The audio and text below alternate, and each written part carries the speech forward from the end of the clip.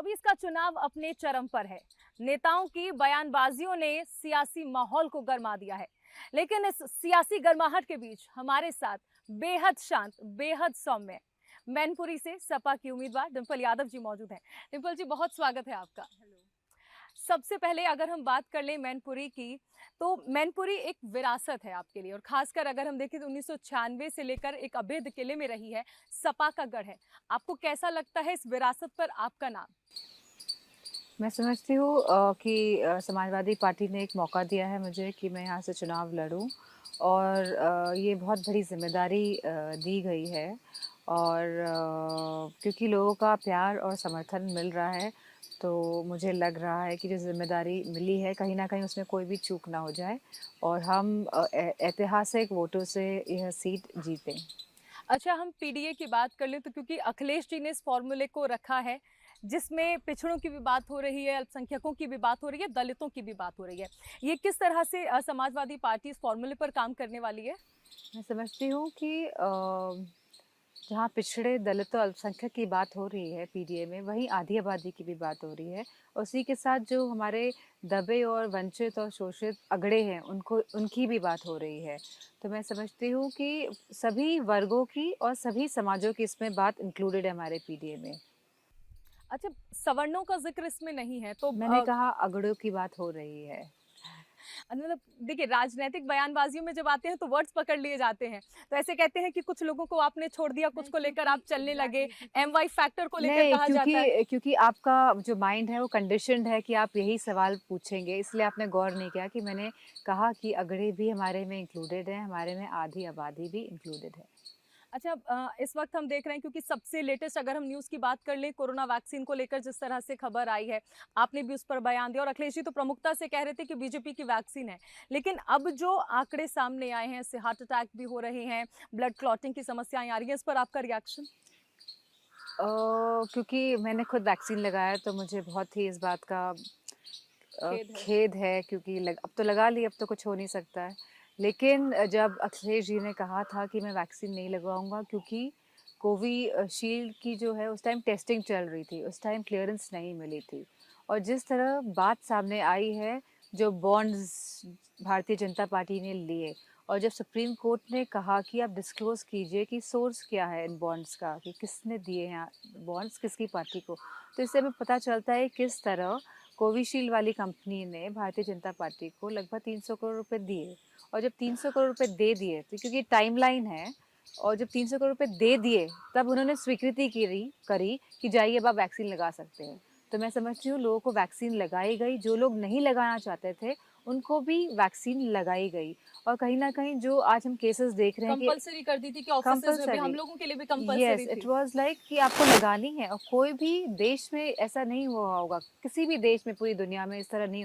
और ऊपर से लोगों ने पैसे दे के वैक्सीन लगाई है, एग्जैक्टली। बल्कि और देशों में लोगों ने मुफ्त वैक्सीन लगाई है। अगर लगी भी है वैक्सीन, क्योंकि उस टाइम हालात गंभीर थे, तो वो मुफ्त में लगाई गई थी। और यहाँ पे तो लोगों ने पैसे दिए, और जो ये फार्मास्यूटिकल वाली कंपनी है, इन्होंने जो भारतीय जनता पार्टी को चंदा दिया, तो कहीं ना कहीं बहुत बड़ा भ्रष्टाचार हुआ है, और इस भ्रष्टाचार में लोगों की जिंदगियों के साथ खिलवाड़ भी हुआ है।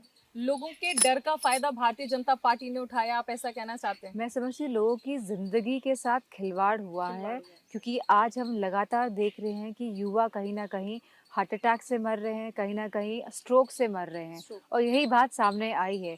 और ये तो इंटरनेशनल मीडिया के थ्रू यह बात अब सब घर घर तक पहुंच रही है। अगर ये हिंदुस्तान में अगर इस तरह की कोई स्टोरी आई होती तो आज वो स्टोरी दबा ली जाती। ब्रिटेन कोर्ट में अभी मामला पेंडिंग है इस पर। जी हाँ।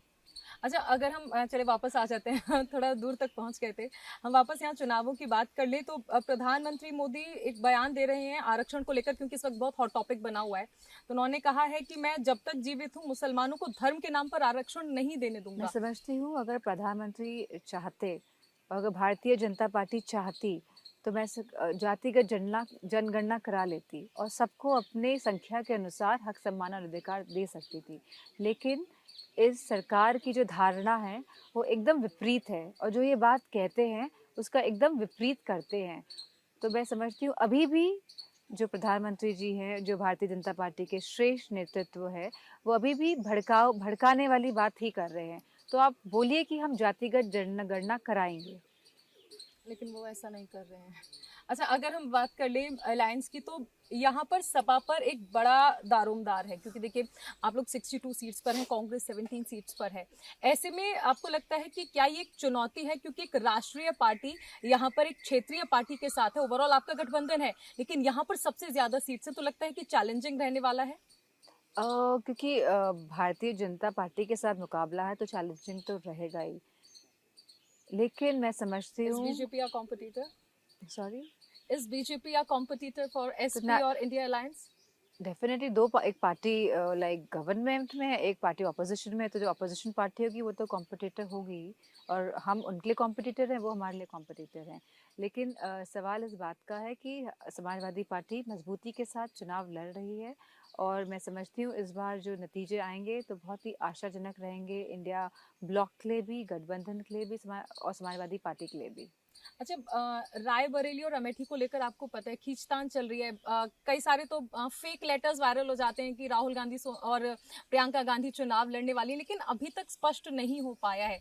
आपका इस पर कोई रिएक्शन, क्योंकि आपके साथ नहीं, देखिए अलायंस क्योंकि भी है। अभी समय काफ़ी बचा है, और ये कांग्रेस पार्टी को ही डिसीजन ले रहा है कि रायबरेली या अमेठी से कौन लड़ता है या नहीं लड़ता है, तो ये वो पार्टी डिसाइड करेगी। व्हाई नॉट गांधी परिवार, बिकॉज उनका तो गढ़ रहा है, ठीक है। In 2019 see Amethi was for lost, that but आप स्टिल। फॉर दैट आपको प्रियंका गांधी और राहुल गांधी जी के साथ संपर्क करके बात करनी चाहिए। अच्छा, अगर इफ दे सेज कि SP can go ahead, so will you take the both of the seats and nominate like अपने आप कैंडिडेट्स? दैट्स मतलब कि आप एकदम अलग तरीके की अलग बात तरीके कर रहे से। हैं, तो मैं इस बारे में। Anything can happen in the politics. हाँ, तो और हम प्रोफेसाइज नहीं कर सकते, और हम ऐसे तो एन नंबर ऑफ पॉसिबिलिटीज हैं, या तो पर I am not here to like answer on the possibilities which are right not there.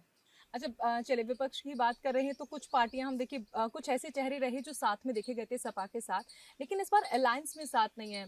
राजा भैया, पल्लवी पटेल, ये ऐसे चेहरे जो साथ हो सकते थे लेकिन साथ नहीं है, इस पर कुछ कहना चाहेंगे? नहीं, ये तो जो चेहरे साथ नहीं है, ये तो उनका अपना खुद का डिसीजन है, एंड आई होप कि वो अच्छा परफॉर्म करें। अच्छा, सपा और कांग्रेस पहले भी साथ आए थे विधानसभा चुनाव में। इस बार एक बार फिर से जब साथ हैं, तो मोदी जी कह रहे हैं दो लड़कों की फ्लॉप फिल्म एक बार फिर से रिलीज होने वाली। लगता है कि ये, क्योंकि सपा लगातार कह रही है, विपक्ष कह रहा है कि एक डर है, बौखलाहट है, और दो चरण के जब वोटिंग हुई है उसके बाद से मोदी जी घबरा मतलब गए, क्या लगता है ऐसा? अगर आप कह रहे हैं कि जो 50 साल के लोग हैं वो अभी भी लड़के ही हैं 50 साल के, तो ये अपने आप में ही बहुत ही अटपटा मुझे लगता है, because they are like 50+ both of them, and मैं समझती हूँ बहुत ही अब एक्सपीरियंस्ड हो गए हैं, एंड उनको पता है कि किस तरह के डिसीजंस लेने हैं। अच्छा, अगर हम आगे बात कर ले, और आपको देखें एक स्टार प्रचारक, ऐसे तो स्टार प्रचारकों की लिस्ट आपने जारी की है, अदिति का नाम काफी आगे आ रहा है। ये मतलब एक पर्सनल है कि मदर के लिए प्रचार करना, या फिर at a time Aditi will also join politics? At present तो it is very personal, because बच्चों में एक्साइटमेंट होता ही है कि मदर क्या कर रहे हैं, फादर क्या कर रहे हैं, एंड स्पेशली मदर्स के साथ, बिकॉज फादर तो बहुत बिजी रहते हैं, ज़्यादातर मदर ही ज़्यादा स्पेंड टाइम करते हैं बच्चों के साथ। तो एक उस भाव के साथ, मतलब बिकॉज शी वांटेड कि मम्मा मैं आपको कहीं ना कहीं हेल्प करना चाहती हूँ, तो even I am going to be there to help you, to support you, तो she is there just to support me I think. She is meeting people, schools में जा रही हैं, लोगों से मिल रही हैं। How do you find Aditi doing this apart from campaigning? मतलब ये थोड़ा अलग हो जाता है, it shows her heart, it shows her kindness towards people. Is it like? हाँ, because basically she is connecting to people, and क्योंकि को कभी इस तरह से गए नहीं है फील्ड में, एंड उसके लिए भी एक अलग तरह का एक्सपीरियंस है, एंड एक्सपीरियंस से आई think she is learning a lot. How do you manage everything? Election also, family also, Akhilesh ji also, because जैसे सब वर्किंग वुमेन्स अपने घर को संभालती हैं, काम करती हैं, similarly even I am like one of them only, and I think बाकी लोग मुझसे बहुत बेहतर करते होंगे, I am very sure about it. अच्छा, क्योंकि चुनाव का दौर है, बयानबाजियों का भी दौर रहता है। राम मंदिर का मुद्दा आप कितना बड़ा मानती हैं इस चुनाव के मैं लिए? समझती हूँ राम मंदिर का मुद्दा इस चुनाव में ज़्यादा इफ़ेक्टिव इसलिए नहीं हो पाएगा क्योंकि बहुत बड़े मुद्दे हैं, क्योंकि राम मंदिर वॉज नेवर अ राजनीतिक मुद्दा लोगों के लिए, और जो अब मुद्दे जो लोग फेस कर रहे हैं वो बेरोजगारी का है, महिलाओं की सुरक्षा का है, एमएसपी का है, महंगाई का है, सुविधाओं का है कि better education facilities and better health facilities लोगों तक कैसे पहुँचे, क्योंकि कहीं ना कहीं पिछले 10 साल में और उत्तर प्रदेश की 7 साल में यह सब व्यवस्थाएं कहीं ना कहीं हिली हैं, कहीं ना कहीं इनमें चरमराई हैं इस व्यवस्थाएं। तो मैं समझती हूँ लोग अब जागरूक हैं एंड लोग चाहते हैं कि प्रोग्रेसिव सोच रखने वाली पार्टी की तरफ अलाइन करें। अच्छा, अगर हम देखें तो अमित शाह जी ने कहा कि मंदिर तोड़ने वाले और मंदिर बनाने वालों के बीच ये चुनाव हो रहा है। मैं समझती हूँ कि यह एक राजनीतिक लड़ाई है और कहीं ना कहीं ये लड़ाई हमारे संविधान से भी ताल्लुक़ रखती है, क्योंकि जहाँ संविधान में हमें सामाजिक, आर्थिक और राजनीतिक हक, सम्मान, अधिकार मिला है, तो उसी संविधान को लेके अगर देश चले और उसी लोकतंत्र के माध्यम से अगर देश चले तो बेहतर होगा। अच्छा, एक चीज और विपक्ष कह रहा है कि अगर एक बार फिर से 400 पार, जैसा कि बीजेपी कह रही है कि अगर बीजेपी आ जाते हैं संविधान बदल दिया जाएगा। ये किस परिप्रेक्ष्य में है? क्योंकि ऐसे बयान तो सुन रहे हैं, लेकिन एक्चुअल में उसका मतलब क्या है कि संविधान बदल दिया जाएगा? मतलब इज इट पॉसिबल किसी देश के कॉन्स्टिट्यूशन को पूरी तरह से कि खत्म कर दिया जाएगा, जो बयान नहीं, होते हैं? बट आप पूरी तरह शायद ना ख़त्म करें, लेकिन आप कहीं ना कहीं बहुत ही इंटेंस बदलाव कर सकते हैं। कैसे ये बदलाव हो सकते हैं, कुछ अगर आप कहना चाहें आई कि। थिंक सो, अगर आप जानते हैं प्रोसीजर की किस तरह बिल पास होते हैं पार्लियामेंट में, तो उसी के माध्यम से इस तरह के बदलाव कर सकते हैं संविधान में। और पहले भी हल्के फुल्के शब्दों को लेके बदलाव हुए हैं संविधान में। तो मैं समझती हूँ कि क्योंकि आज हम देख रहे हैं किस तरह की दबाव की राजनीति का प्रयोग हो रहा है हर जगह, और कहाँ जीते हुए कैंडिडेट्स को आप हरा देते हैं। अगर सुप्रीम कोर्ट का इंटरवेंशन नहीं होता तो पंजाब मेयर के चुनाव में आज मेयर भाजपा का होता। सिमिलरली हमने देखा है कि ज़िलों में भी जैसे जो चेयरमैनी के चुनाव तक में ये लोग धांधली कर देते हैं, तो कहीं ना कहीं ये लोग वोट की लूट भी मचा रहे हैं अब। और मुझे लगता है कि कहीं ना कहीं दबाव की राजनीति के तहत लोकतंत्र को कहीं ना कहीं नुकसान पहुंचाने की भारतीय जनता पार्टी की पूरी कोशिश है। अच्छा, एक चीज का और सपा पर आरोप लग रहा है, कह रहे हैं कि कंफ्यूजन है किसी चीज को लेकर क्योंकि कैंडिडेट्स बार बार बदल रहे हैं। मैं समझती हूँ परिस्थितियों को देखते हुए कैंडिडेट्स बदले जा रहे हैं, और अगर समाजवादी पार्टी चाह रही है कि ज़्यादा से ज़्यादा सीटें समाजवादी पार्टी जीते, तो मैं समझती हूँ कि ये निर्णय उसी पर ही निर्भर होते हैं। अच्छा, ऐसा लगता नहीं कि इससे कोई असंतोष हो सकता है क्योंकि आप एक कैंडिडेट का नाम अनाउंस कर देते हैं, उससे पहले देखिए एक बैठक होती है, उसमें नहीं, चर्चा होती है, फिर एक नाम अनाउंस होता क्योंकि ये है। बहुत बड़ा चुनाव है, और मैं नहीं समझती हूँ कि इसमें इस तरह का कोई प्रतिक्रिया हो सकता है, हल्की फुल्की हो, बट वो ग्रेजुअली वो सबड्यू कर जाती है।